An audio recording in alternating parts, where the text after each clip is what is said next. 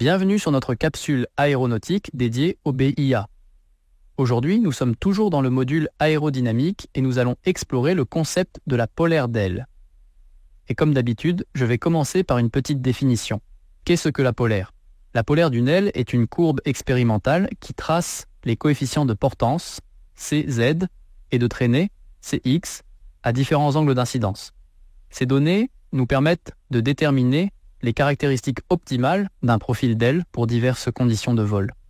La polaire d'aile est un graphique qui illustre comment les forces de portance et de traînée évoluent avec l'angle d'incidence de l'aile. Sur ce graphique, vous pouvez voir plusieurs points clés. Le point A correspond à une portance nulle. Le point B correspond à une traînée minimale. Le point C correspond à une finesse maximale. Efficacité maximale de l'aile qui va permettre à l'aéronef de planer le plus loin possible. Le point D correspond à la vitesse de chute minimale. Le point E correspond à la portance maximale. Et le point F qui correspond au décrochage de l'aile.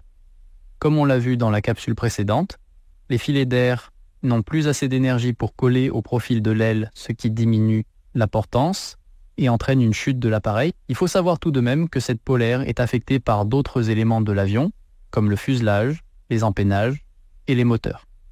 Ces éléments ajoutent des traînées supplémentaires, modifiant ainsi la courbe originale.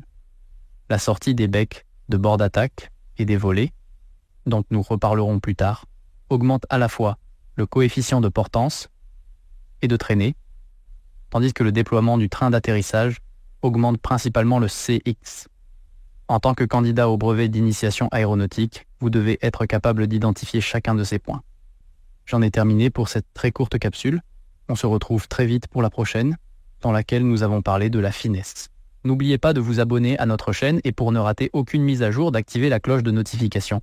Et puis soyez sympa, mettez un pouce en l'air, ça ne vous coûte rien et ça nous fait monter dans l'algorithme de YouTube.